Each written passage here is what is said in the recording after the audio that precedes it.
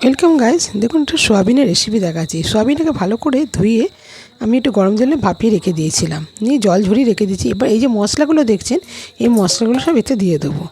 তাই মশলাগুলো দিয়ে তারপরে এটা টমেটো কেচাপ আর আদা পেস্ট দিয়ে দিলাম, একটু টক দই দিয়ে দিলাম, আর দেবো এতে চাল গুঁড়ো, একটু বেসন। এই সমস্ত কিছু দিয়ে একবারে মেখে নেবো। মেখে আমি 10 মিনিটের জন্য ঢাকা দিয়ে রেখে দেবো।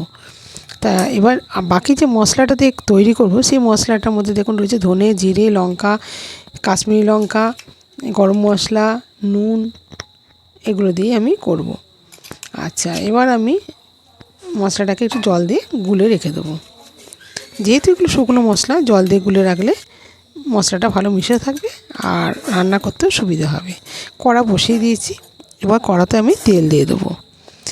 নিয়ে এতেই আমার এই যে তেল দিচ্ছি এতেই হয়ে যাবে। এতে জিরে আর তেজপাতাটা ফোড়ন দিয়ে দিলাম। ফোড়ন দেওয়ার পরে আমি সয়াবিনটাকে এবার ঢেলে দেবো।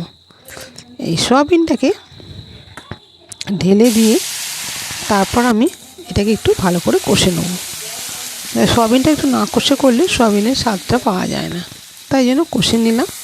এবার যে বাটিতে রেখেছিলাম মাখা ছিল, সেই মাখা বাটির জলটা দেবো আর পেস্টটা দেবো।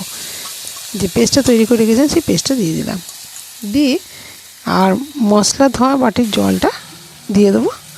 ব্যাস, আর আমি এতে জল ব্যবহার করব না, এতেই আমার হয়ে যাবে।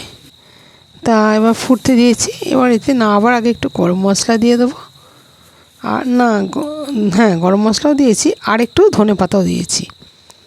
দিয়ে এবার এটা আমি এবার শুকিয়ে গেলে নামিয়ে গরম গরম পরিবেশন করব। কেমন লাগলো? এটা সম্পূর্ণ একটা নিরামিষ রেসিপি, যে কোনো দিনে যে কোনো সময় খাওয়া যায়। যদি ভালো লেগে থাকে চ্যানেলটাকে সাবস্ক্রাইব করুন, পাশে থাকবেন।